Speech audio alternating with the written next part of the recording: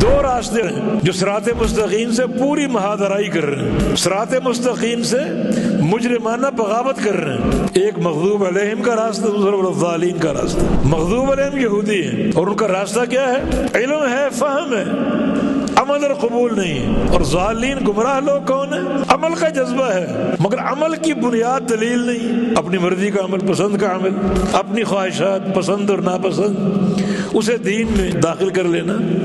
یہ نصارہ، یہ ضالین گمراہ ہیں۔ ہمیں سمجھایا کیا جا رہا ہے کہ تمہارے پاس صراط مستقیم، اگر صراط مستقیم کے ہوتے ہوئے تم مغضوب علیہم کا راستہ اپنا لو، غضب یافتہ قوم کا، یا ضالین کا راستہ اپنا لو جو گمراہ لوگ ہیں، ان کا تشبہ اختیار کرنے کی کوشش کرو، ان کے عمل کو اپنانے کی کوشش کرو، ان جیسا بننے کی کوشش کرو، ان کی عادات کو اپنانے کی کوشش کرو، یہ پرلے درجے کی حماقت نہیں ہوگی؟ ان وہ قوم جن کو دین دیا گیا، صراط مستقیم دیے گا، وہ قوم تشبہ اختیار کرے اس قوم کی جو کسی دور میں بندر اور خنزیر بنائے گئے، جن کو مسخ کر دیا گیا، اللہ کے کئی عذابوں کے مستحق بنے، تو اس کی کسی حرکت کی پیروی، اس کی طرف جھکاؤ اور میلان کوئی تک بنتی اس کی؟ کیا اس کا جواب ہے؟ سورہ فاتح نے آغاز ہی سے اللہ تعالیٰ نے ہمیں یہ دین کی خیرت دی، صراط مستقیم کی خیرت دی کہ تمہارے پاس تو قیمتی خزانہ ہے، اگر اس قیمتی خزانے کے ہوتے ہوئے تم مغضوب علیہم کی پیروی کرو، ان کا تشبہ اختیار کرو، ان جیسا بننے کی کوشش کرو،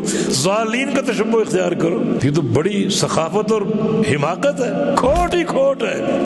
یہود میں، نصارہ میں، یورپ میں، مغرب میں کھوٹ ہی کھوٹ ہے، گندی ان کی تہذیب ہے، گندی ان کی ثقافت ہے، اور آپ کے پاس طہارت، تزکیہ، اللہ کا نور، کتاب و سنت، اور تم اس سب کے ہوتے ہوئے ان کی پیروی کی کوشش کرو، ان کی تعریفیں کرو، ان کی تعریفوں کے نغمے گاؤ، تمہاری غیرت کہاں گئی؟ عزت نفس کہاں گئی؟